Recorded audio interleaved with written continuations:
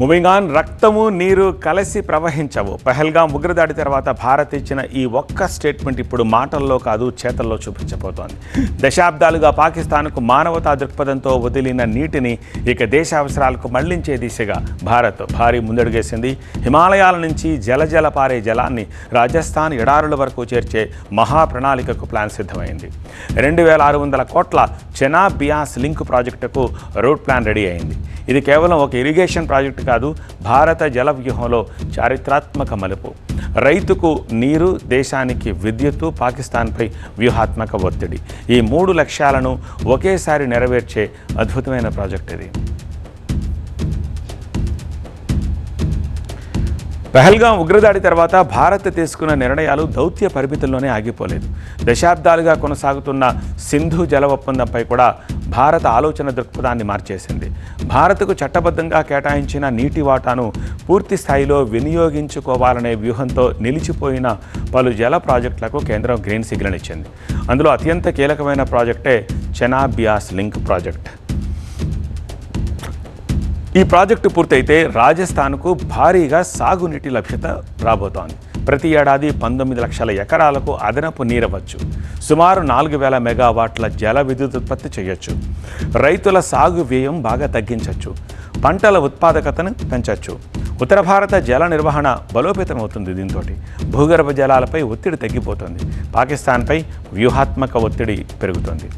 ఈ link project తోటి పంజాబ్, హర్యానా, హిమాచల్ ప్రదేశ్, ఢిల్లీతో పాటుగా ముఖ్యంగా రాజస్థాన్లో సాగునీటి లభ్యత గణనీయంగా పెరుగుతుంది. నీటి కొరతతో ఇబ్బందులు పడుతున్న వేలాది గ్రామాలకు ఇది కొత్త ఊపిరిలిస్తుంది.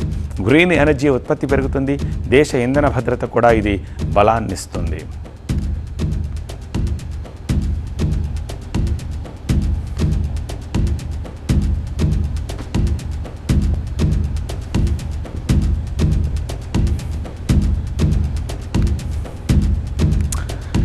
హిమాలయాల్లో పుట్టిన ఈ నీరు రాజస్థాన్లోని ఎడారి ప్రాంతానికి ఎలా దాహం తీర్చబోతోంది, ఈ ప్రాజెక్ట్ ఎలా పనిచేయబోతుందో దీని ద్వారా నేను మీకు ఎక్స్ప్లెయిన్ చేస్తాను. నీరు ఎక్కడి నుంచి ఎక్కడికి వెళ్తుంది, ఎవరికి ఎంత లాభం, మొత్తం ప్రాజెక్ట్ని ఈ ప్రజెంటేషన్లో మీరు చూడొచ్చు.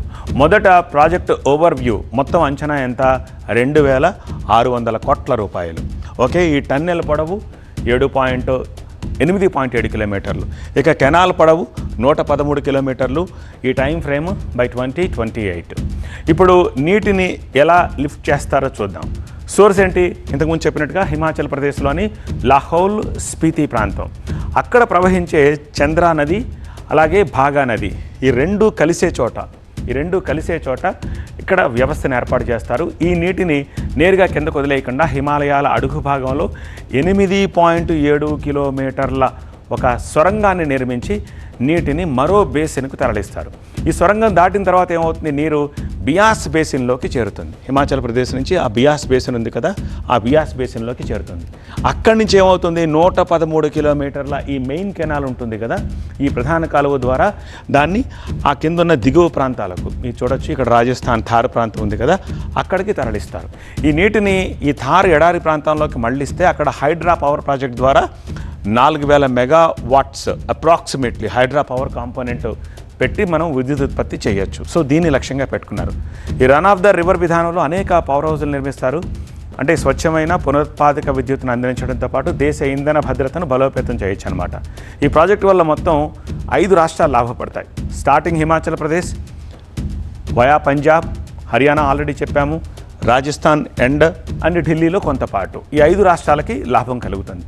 ఇక వ్యూహాత్మకంగా చూస్తే ఈ ప్రాజెక్టు ప్రభావం పాకిస్తాన్పై తీవ్రంగా ఉంటుంది. చెనాబ్ నది నీటిపైనే పాకిస్తాన్ పంజాబ్ ప్రాంతంలోని లక్షల ఎకరాల వ్యవసాయం ఆధారపడి ఉంటుంది. ఇప్పుడు ఈ ప్రాజెక్టు అందుబాటులోకి వస్తే దాదాపు పంజాబ్ బీడు భూమిగా మారే అవకాశం ఉంటుంది. ఇది పాకిస్తాన్లో పంజాబ్.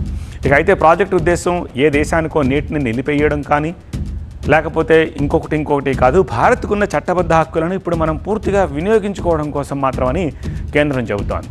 అంతర్జాతీయ ఒప్పందాలను ఉల్లంఘించకుండా జాతీయ ప్రయోజనాలను కాపాడే దిశగా ముందుకు వెళ్తున్నామని కేంద్రం స్పష్టం చేసింది.